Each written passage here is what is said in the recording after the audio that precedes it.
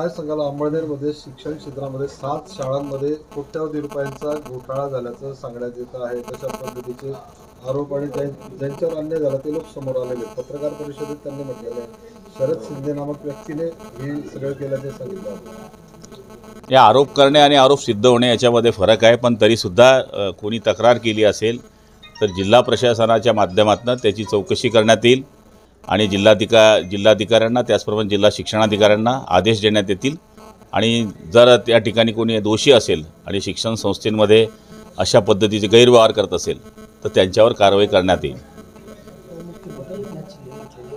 405 नारा दिला गेल्या राज्यामध्ये, त्याच्यामुळे आमचे कार्यकर्त्यांनी मतदार रिलॅक्स राहिले नाही याची आम्हाला निवडणूक. मला त्याच्याचं काही माहीत नाही, मी काय ऐकलं नाही. दुसरं रक्षा खडसेंचं एक वक्तव्य की आता जळगाव जिल्ह्यात 3 मंत्री आहे, आता सगळे जर एकत्र आले त्यात एकनाथ खडसे एकत्र आले तर जिल्ह्याचा विकास चांगला होऊ शकतो.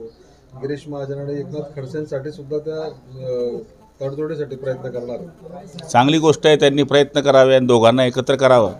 आमची ही सदिच्छा आहे की जळगाव जिल्ह्यातल्या सगळ्या प्रतिनिधींनी ते कोणत्याही पक्षाचे असले तर ज्याप्रमाणे पश्चिम महाराष्ट्रामध्ये किंवा इतर जिल्ह्यांमध्ये एकीकरण दिसते तशी जळगाव जिल्ह्यामध्ये सुद्धा सगळ्या पक्षांच्या माध्यमातून एक राहावं अशी सगळ्यांचीच अपेक्षा आहे, जनतेचीही अपेक्षा आहे.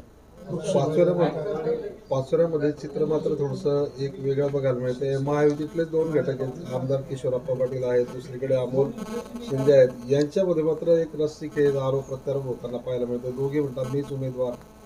ही बाब चुकीची. अजून खासदारांनी आपली शपथविधी घेतली नाही त्याच्या पहिले असे वाद करणे मला वाटतं उचित नाही. त्यामुळे भाजपच्या वरिष्ठ लोकांनी या गोष्टीमध्ये लक्ष घालून समंजस्याने हे विषय सोडवावे अशी आमची त्यांच्याकडनं अपेक्षा आहे. कोकणाचं मला माहीत नाही, जळगावचं जे माहिती आहे ते. जळगाव जिल्ह्याचा जर विचार केला तर काही शेतीमध्ये तारा लोमकलेल्या आहेत. शेती करत असताना शेतकऱ्यांना खूप संकटांना सामोरं जावं लागतं. हे 5-7 दिवसामध्ये वादळामुळे काही ठिकाणी तो पोल वाकल्यामुळे तारा वाकल्या या ठिकाणी खाली आल्याचं बऱ्याच ठिकाणी तक्रारी आलेल्या आहे. पण MSCBमध्ये कंत्राटी कर्मचाऱ्यांची या ठिकाणी मागच्या काळामध्ये नेमणूक झाल्यामुळे काल परवाकडे आपण SCना आदेश दिलेले आहे, पण तरीसुद्धा स्टॉप अपूर्ण पडतो आहे. कारण की प्रत्येक तालुक्यामध्ये ह्या तक्रारी आहे. जिथं वादळ आलं आहे तिथे ही तक्रार आहे. पण तरीसुद्धा जिथे जिथे लवकर करता येईल तिथे तिथे करण्याचा प्रयत्न आपण या ठिकाणी करतो आहे.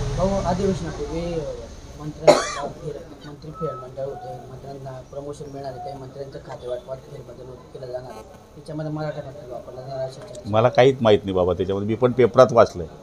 बघू जे फॅक्टर आहे का बदल होतो आहे हे मला काही माहीत नाही. जे वरतून निर्णय होईल ते मान्य करणारे आम्ही कार्यकर्ते आहोत. शिंदे गटाचे तुमच्या नेत्यांनी 2 दिवसापूर्वी म्हटलं होतं की महायुतीमध्ये शिंदे गट हा मोठा बोलले. आता प्रफुल्ल पटेलांनी म्हटलं की आम्ही पण सगळेच मोठे